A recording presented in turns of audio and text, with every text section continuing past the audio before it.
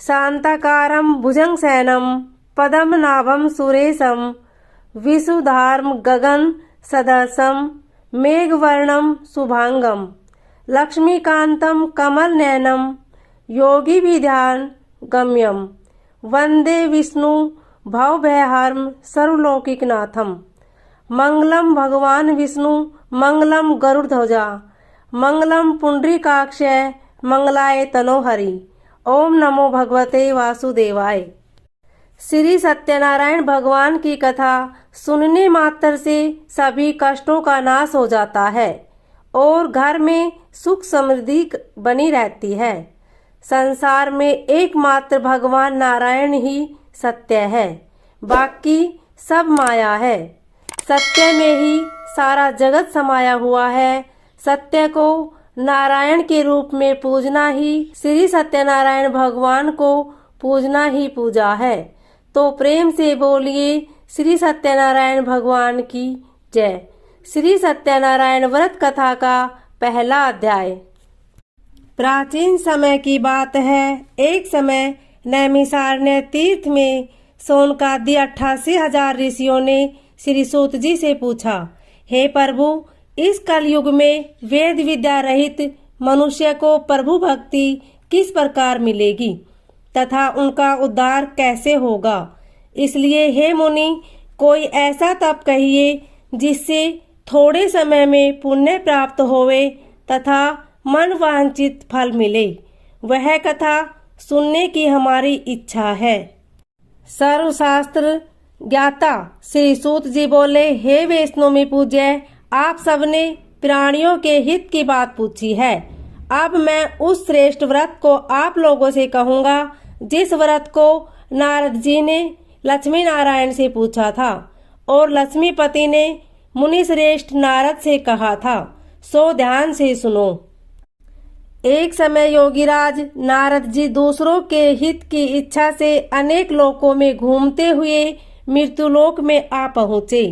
यहाँ अनेक योनियों में जन्मे हुए प्राय सभी मनुष्य को अपने कर्मों द्वारा अनेकों दुखों से पीड़ित देखकर सोचा, किस यत्न के करने से निश्चय ही प्राणियों के दुखों का नाश हो सकेगा।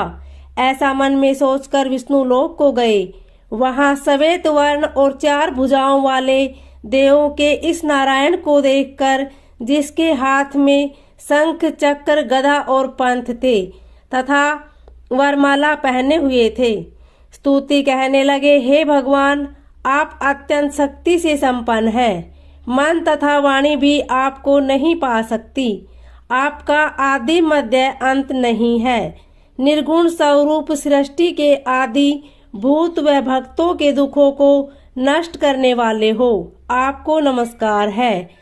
नारद जी ने इस प्रकार की स्तुति सुनाकर विष्णु भगवान बोले, हे मुनि श्रेष्ठ, आपके मन में क्या है? आपका किस काम के लिए आगमन हुआ है? निसंकोच कहो। तब नारद मुनि बोले, मृत्युलोक में सब मनुष्य जो अनेक योनियों में पैदा हुए हैं, अपने अपने कर्मों द्वारा अनेक प्रकार के दुखों से दुखी हो रहे हैं। हे नाथ, मुझ पर दया रखते हो तो बतलाइए कि उन मनुष्य के सब दुख थोड़े ही प्रयत्न से कैसे दूर हो सकते हैं।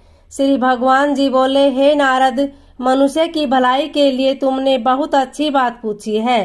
जिस काम के करने से मनुष्य मोह से छूट जाता है वही मैं कहता हूँ। सुनो, बहुत पुण्य देने वाला स्वर्ग तथा मृत्युलोक दोनों में दुर्लभ एक उत्तम व्रत है।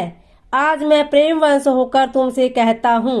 सत्यनारायण का यह व्रत अच्छी तरह विधि पूर्वक करके मनुष्य होकर मरने पर मोक्ष को प्राप्त होता है। श्री भगवान के वचन सुनकर नारद मुनि बोले कि उस व्रत का क्या फल है, क्या विधान है और किसने यह व्रत किया और किस दिन यह व्रत करना चाहिए, विस्तार से कहिए। भगवान बोले, दुख शोक आदि को दूर करने वाला, धन धान्य को बढ़ाने वाला, सौभाग्य तथा संतान को देने वाला यह व्रत सब स्थानों पर विजयी करने वाला है। भक्ति और श्रद्धा के साथ किसी भी दिन मनुष्य श्री सत्यनारायण की प्रातःकाल के समय ब्राह्मणों और बंधुओं के साथ धर्मपरायण होकर पूजा करे।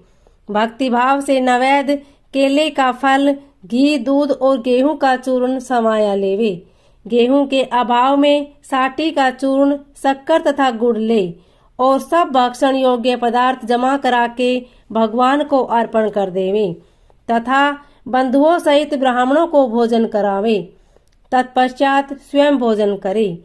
नित्य गीत आदि का आचरण कर सत्यनारायण भगवान का स्मरण करते हुए समय व्यतीत करे। इस तरह व्रत करने पर मनुष्य की इच्छा पूरी होती है, निश्चय ही पूरी होती है। विशेषकर कली काल में भूमि पर यही मोक्ष का सरल उपाय है। बोलिए श्री सत्यनारायण भगवान की जय। दूसरा अध्याय। सूत जी बोले, हे ऋषियों, जिसने पहले समय में इस व्रत को किया उसका इतिहास कहता हूँ, ध्यान से सुनो। सुंदर काशीपुरी नगरी में एक अत्यंत निर्धन ब्राह्मण रहता था। वह भूख और प्यास से बेचैन हुआ नित्य पृथ्वी पर घूमता था। ब्राह्मणों से प्रेम करने वाले भगवान ने ब्राह्मण को दुखी देखकर बूढ़े ब्राह्मण का रूप धर उसके पास जा आदर के साथ पूछा, हे विप्र, नित्य दुखी हुआ पृथ्वी पर क्यों घूमता है? हे श्रेष्ठ ब्राह्मण, यह सब मुझसे कहो, मैं सुनना चाहता हूँ। ब्राह्मण बोला, मैं निर्धन ब्राह्मण हूँ, भिक्षा के लिए पृथ्वी पर फिरता हूँ। हे भगवान, यदि आप इसका कोई उपाय जानते हो तो कृपा कर कहो। वृद्ध ब्राह्मण बोला कि सत्यनारायण भगवान मनवांछित फल देने वाले हैं, इसलिए हे ब्राह्मण, तू उनका पूजन कर, जिसके करने से मनुष्य सब दुखों से मुक्त होता है। ब्राह्मण को व्रत का सारा विधान बतलाकर बूढ़े ब्राह्मण का रूप धारण करने वाले सत्यनारायण भगवान अंतर्ध्यान हो गए। जिस व्रत को वृद्ध ब्राह्मण ने बतलाया है मैं उसको करूँगा, यह निश्चय करने पर उसे रात में नींद भी नहीं आई। वह सवेरे उठ सत्यनारायण के व्रत का निश्चय कर भिक्षा के लिए चला। उसको भिक्षा में बहुत धन मिला, जिससे बंधु बांधवों के साथ उसने सत्यनारायण का व्रत किया। इसके करने से वह ब्राह्मण सब दुखों से छूटकर अनेक प्रकार की संपत्तियों से युक्त हुआ। उस समय से वह ब्राह्मण हर मास व्रत करने लगा। इस तरह सत्यनारायण भगवान के व्रत को जो करेगा वह मनुष्य सब दुखों से छूट जाएगा। इस तरह नारद जी ने नारायण का कहा हुआ यह व्रत मैंने तुमसे कहा। हे विप्रो, मैं अब और क्या कहूँ? ऋषि बोले, हे मुनीश्वर, संसार में इस ब्राह्मण से सुनकर किस किस ने इस व्रत को किया, हम सब यह सुनना चाहते हैं। इसके लिए हमारे मन में श्रद्धा है। सूत जी बोले, हे मुनियों, जिसने इस व्रत को किया है वह सब सुनो। एक समय एक ब्राह्मण धन और ऐश्वर्य के अनुसार बंधु बांधवों के साथ व्रत करने को तैयार हुआ।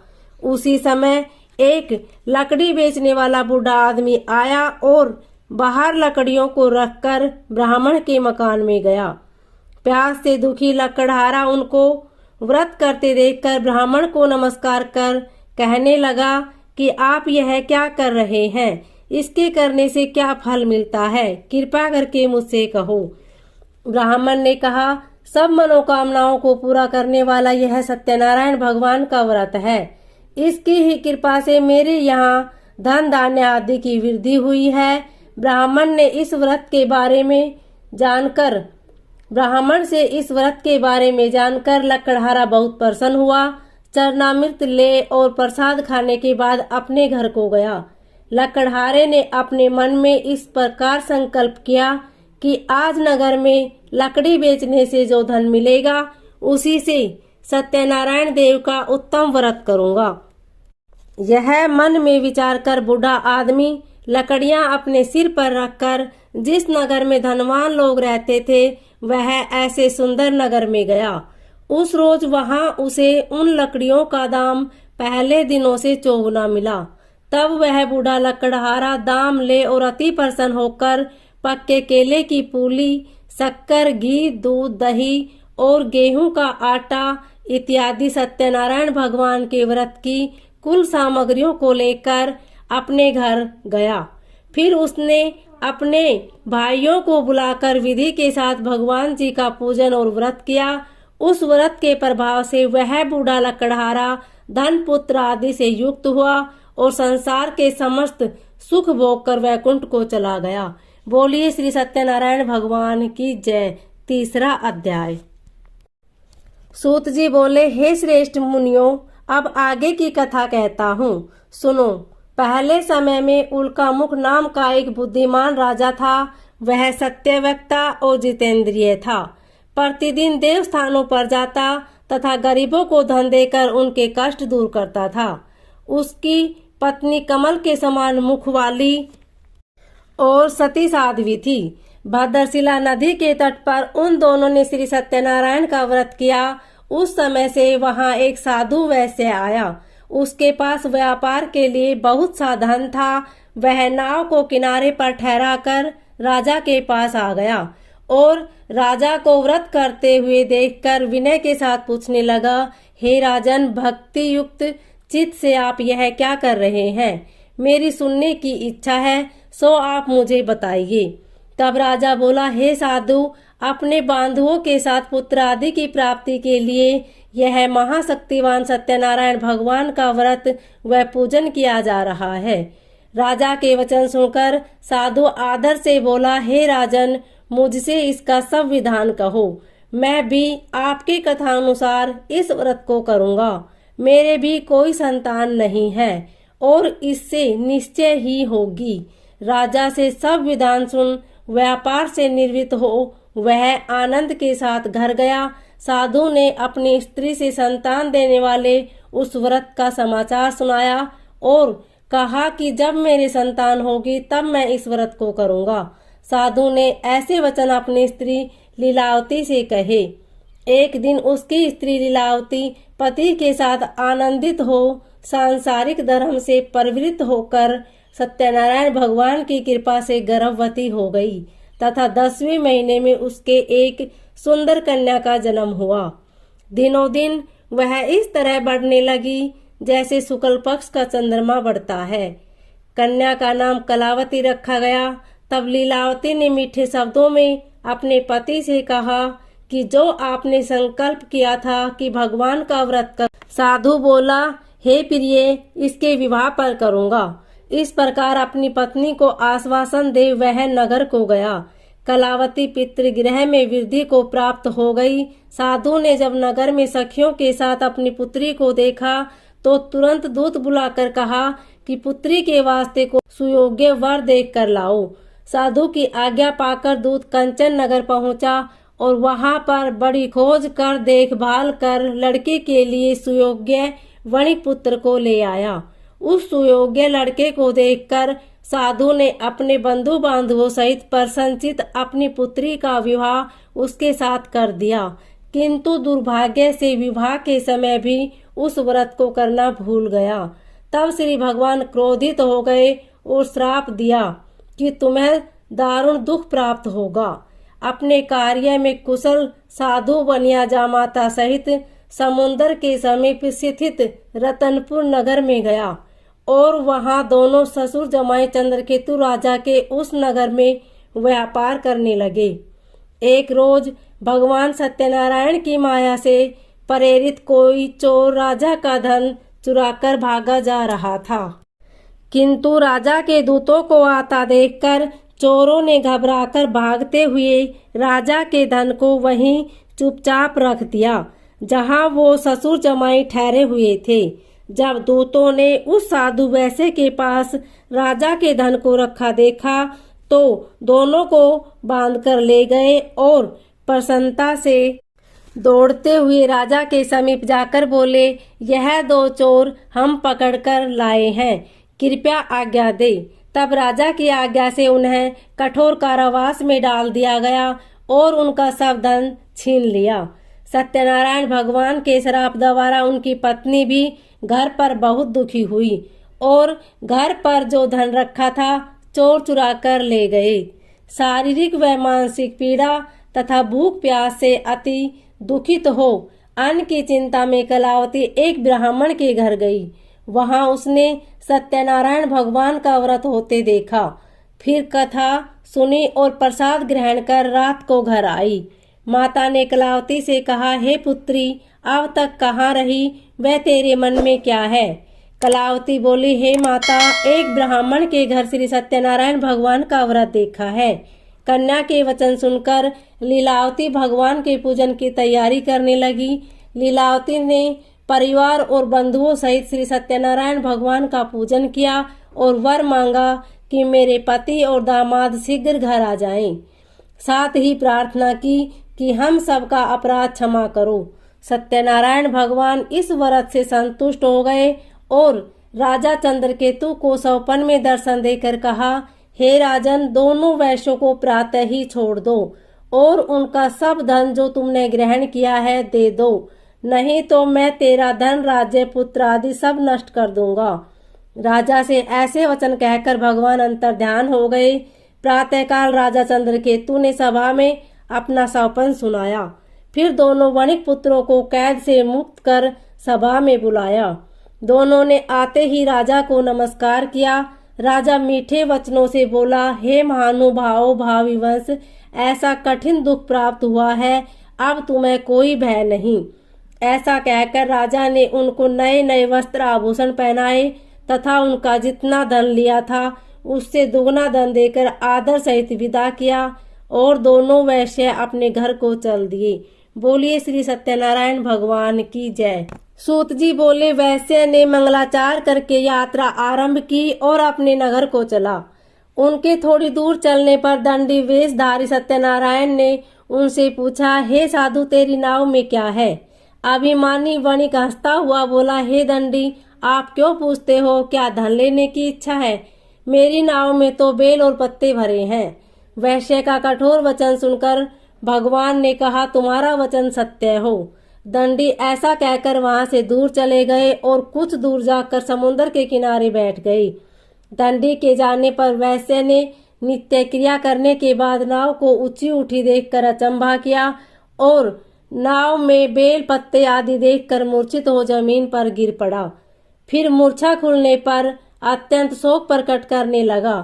तब उसका दामाद बोला कि आप शोक न करें, यह दंडी का श्राप है, अतः उनकी शरण में चलना चाहिए, तभी हमारी मनोकामना पूरी होगी।